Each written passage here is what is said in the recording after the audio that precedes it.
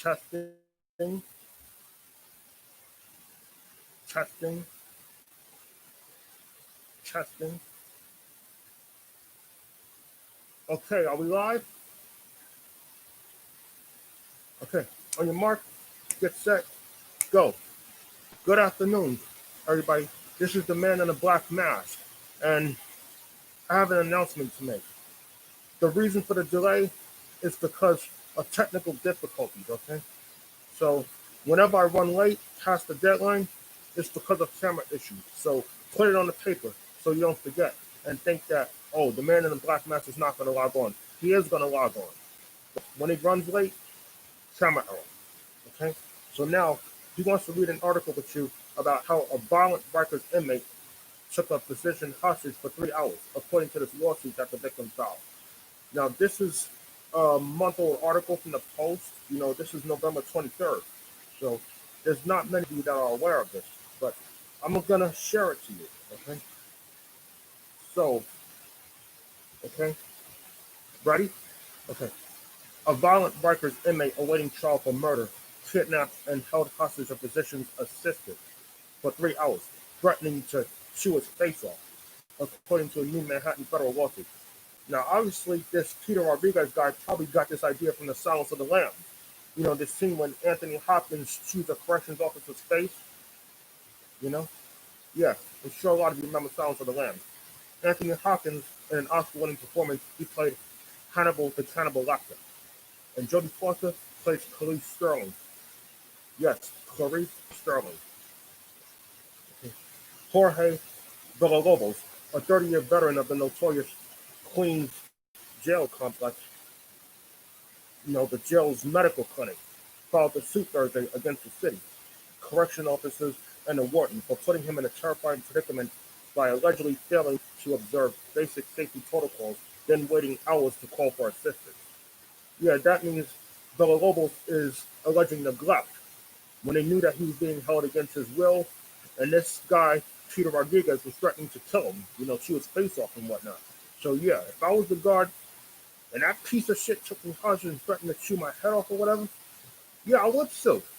Because why the fuck didn't you make me being held against my will? I was going to be killed any second. So why didn't you send the cavalry? Why didn't you set up the alarm? So yeah, he has a case, in my opinion. Mr. Villalobos was held hostage in a locked room where inmate Peter Rodriguez threatened to kill, assault, bite, and chew his face off, smash his head in, and otherwise injure him, attorney Jayon O wrote in the complaint. Villalobos was working at the jail's clinic on September 24, 2019, when Peter Rodriguez, who was charged with stabbing his roommate to death over rent money. Because I'm sure a lot of you remember the news article that Peter Rodriguez fatally stabbed his roommate over unpaid rent. This was like March 2016. So yeah, he's currently awaiting murder charges.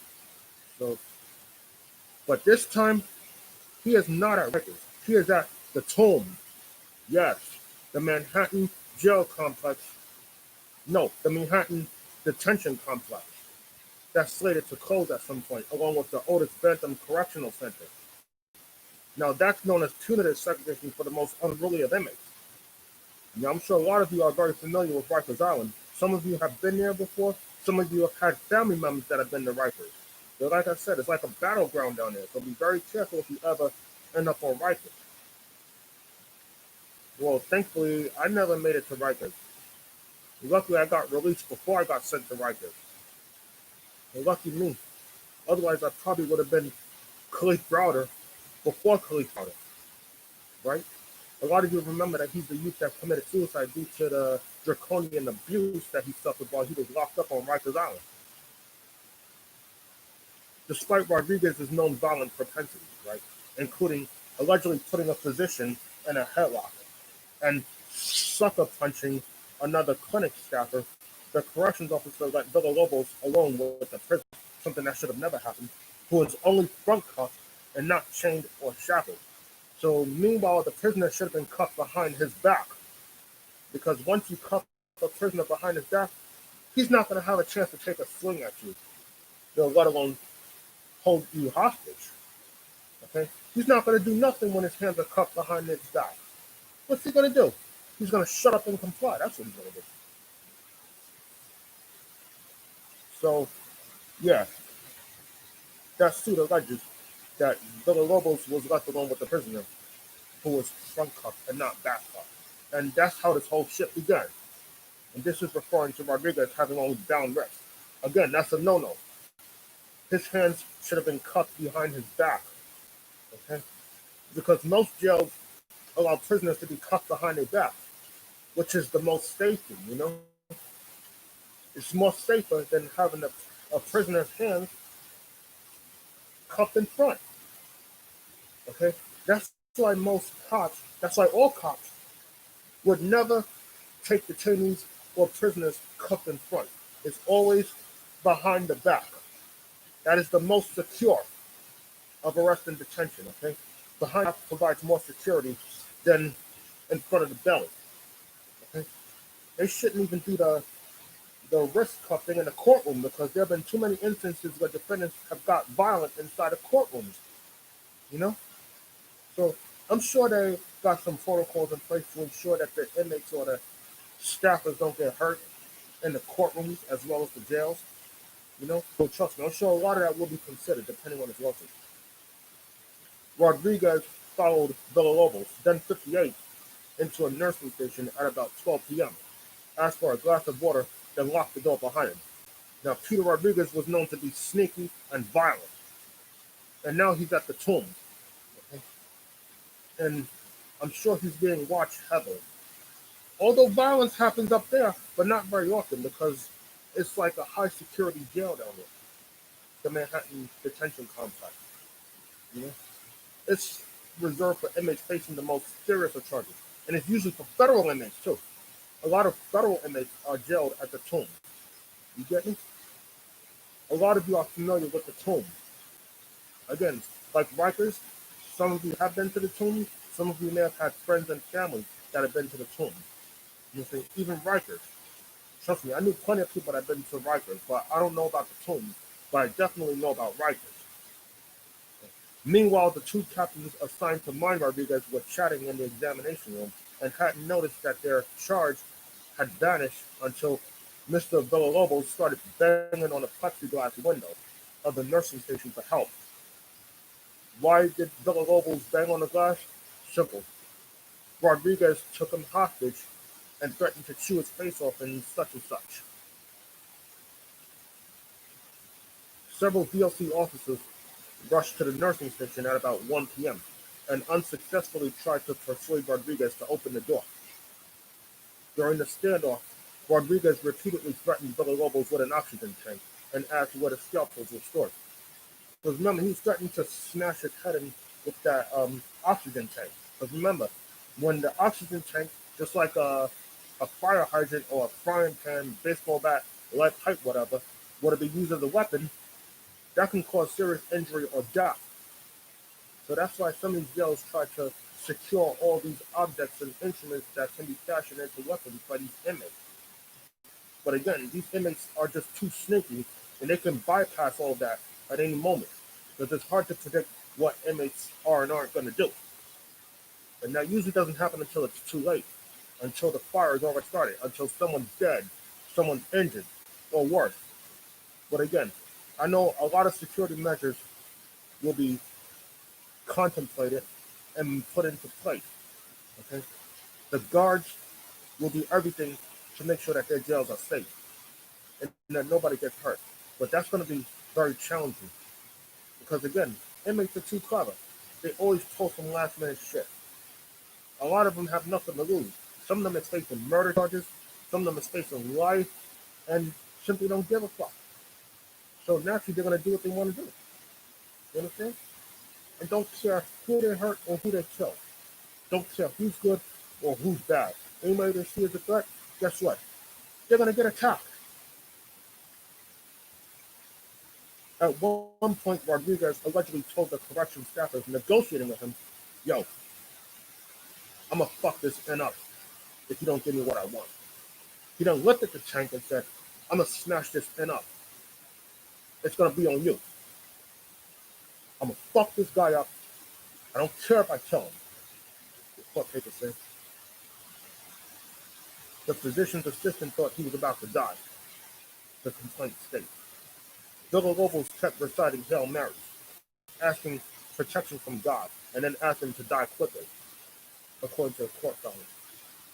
At 2 p.m., the facility's warden arrived, but was acting in a nonchalant manner with her hands in her pockets as she peered through the nursing station's plexiglass window, then left.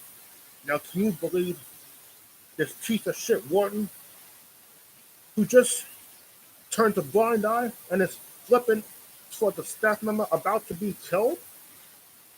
And this maniac, this homicidal jerk moron maniac, holds the physician assistant hostage and threatens to smash his head with an oxygen tank and worse, chew his face off and everything else? Come on now. What the hell is wrong with that warden? God forbid, what if that man was killed and you just sit there and you just don't do nothing? You just don't get two shits about this whole thing. You don't get two shits that a friend of yours, his life is in danger. Okay? And trust me, had that been me, the warden, I would have tried to do something. And even if I couldn't, I would call backup. But I wouldn't just sit there and then turn around and leave knowing that my guy's going to get killed. I mean, who does that? I'm sure a lot of you would think twice about neglecting one of your own, okay? What that warden did was neglect, okay?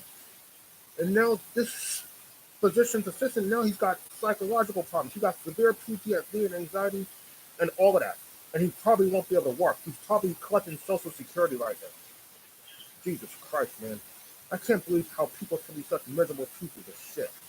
Because I remember when I was in training, I had a neglectful boss. And this place was very unstable. Okay? It was an unsafe environment, and I regretted the day I signed up for training in that place. Okay? And luckily, he kicked me out before I threatened to sue his ass. Because had anything happened to me in there, his ass would have got sued. The emergency services unit was finally called in at 3 p.m.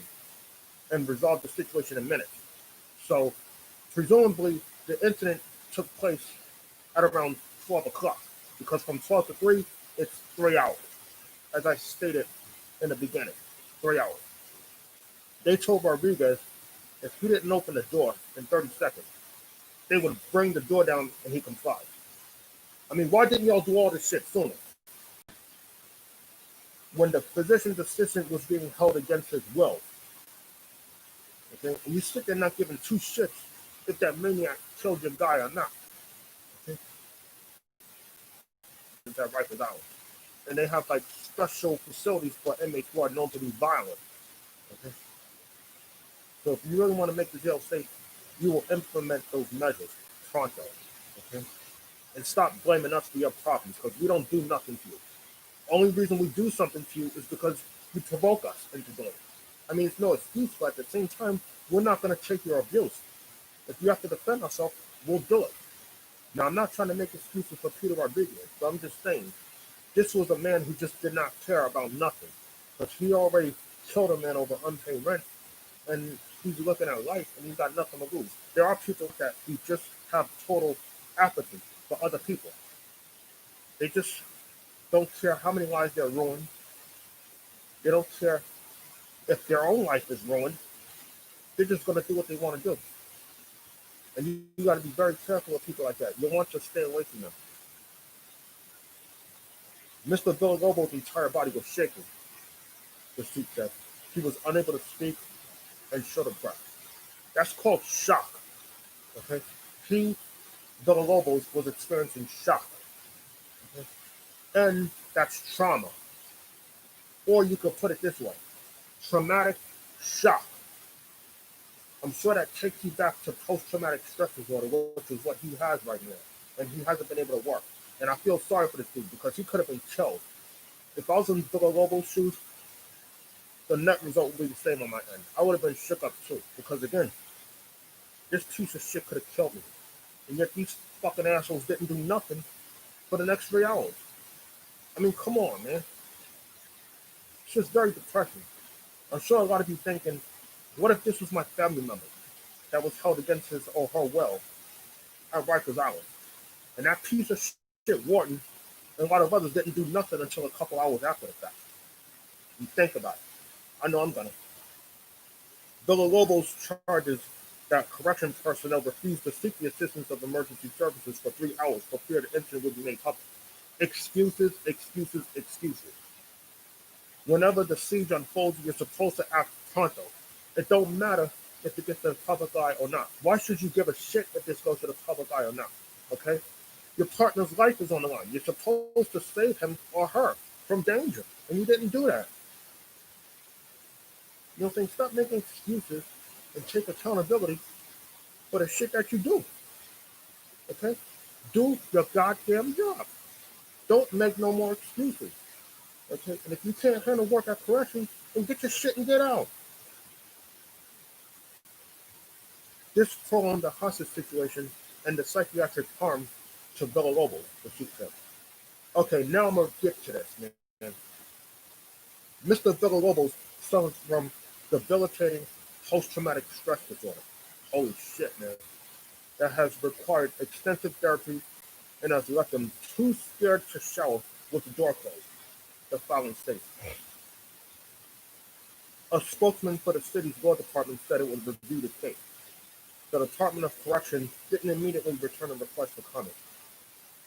Okay? Now, here are my final thoughts. I think Peter Rodriguez is deeply disturbed. I think he might have mental problems that should have been checked sooner.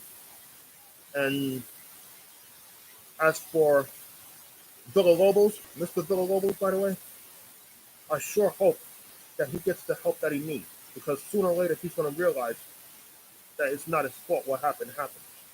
It's not his fault.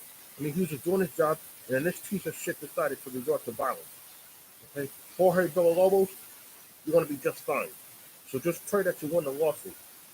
And it also means that you probably won't be able to work at that place no more.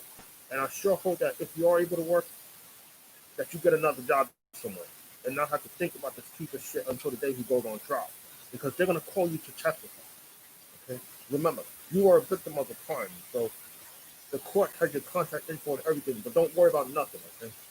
Because recovery doesn't happen overnight. But you're going to be just fine, okay? The man in the black mask says you're going to be just fine. And Peter Rodriguez, he's going to get convicted and get life, for sure. Now, here's what the man in the black mask has to say about Rikers Island. I think Rikers do need to close because of the Khalif Browder situation, okay? That definitely rung a bell. That raised awareness to the abuse and neglect that these inmates, let alone special needs ones, suffer at Rikers Island, okay? And it's even worse when there's kids involved, like Khalif Browder. He was a kid and didn't deserve what happened to him. And as a matter of fact, why the hell was he even at the complex in the first place?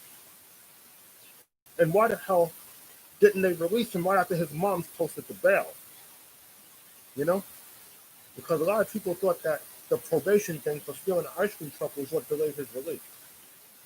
And as a result of his delayed release, he suffered severe abuse and neglect that led to multiple suicide attempts, right?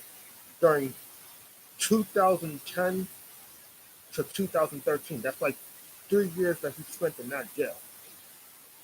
And then in November of 2013, he was released. 2 years later, he killed himself because he had severe PTSD from his time spent in jail. Okay? Now, when I look back at the Khalif Browder situation and Rikers, I think, goddamn, man, that could have been me. And when I think of what Peter Rodriguez did to that position, again, I think, damn, that could have been me. Or, goddamn, that could have been me. You know? But again, something needs to be done about Rikers because now it's starting to look like a battleground. It's starting to look like one of those war-torn countries, you know? It's like World War III at Rikers. You know, the beatings, the stabbings, the rapes, the killings. And I can't tell which is worse, being in jail or being in prison. But they're both equally bad, and you'll want to stay out of those places because these things will happen. Next, you got an inmate wanting to take you hostage and wanting to eat your head off and such and such, blah, blah, blah. Okay, so again, stay out of jail, man, because these things happen too often. You know, whatever the inmates don't do, the guards do. Okay, and in many instances, the guards can be just as worse as the inmates. Why I say this is because they contribute to the violence inside those jails and prisons by, conducting, gladiator schools and all this, the program. I'm sure a lot of you have heard those on Rikers Island and other places like it. And a lot of inmates have been seriously wounded or killed due to the program, and gladiator school, you know. So keep your fingers crossed and pray that they shut down this Rikers place in 2026 and that it don't stay open for one more year. Because yes, we need a jail that is safe so that we don't have to file lawsuits whenever these other inmates or these corrections officers do such and such to us and this and that, Because, again, no inmate or staffer should be subjected to danger while in jail or prison. Okay, that's not what jails and prisons is for. It's supposed to be for rehabilitation, but the story just got bigger with its violence and abuse and shit. So, you know, again, just pray for your loved ones that is locked up on Rikers Island. Okay? I'm praying for them too, because a lot of them do have special needs that were either never addressed or not properly addressed. Okay? Very few of them have had their needs addressed, but yet still manage to get treated like dog shit. Okay? Again, that needs to stop. Whenever a disabled person enters jail, they're supposed to be properly evaluated. And if that person needs medication, give him or her the medication that they need so that they don't have to opt out or nothing. Okay? But again, it depends on their situation, the severity of the disability that the inmate might have. Okay? Now, I'm sure a lot of you are thinking that Peter Rodriguez is probably mentally ill. I mean, that's another possibility. But I don't want to be stereotypical and say that, oh, mentally ill people do this and that. No, it's not always the mentally ill that do these things. Sometimes they just had a very bad day, if not a worse day. And then they just decide that they're going to resort to violence. Shit happens. Okay? People lash out too. Okay? Not just sick people, but healthy people too. I mean, didn't you see Michael Douglas and falling down? Didn't you see Robert De Niro in The Fan? Think about it. They didn't have mental disorders, but they had bad days that caused them to freak out. So, thank you for listening to The Man in the Black Mask. And don't forget to like and subscribe and drop a question underneath the screen. Okay? Good luck, be well, and have a good day.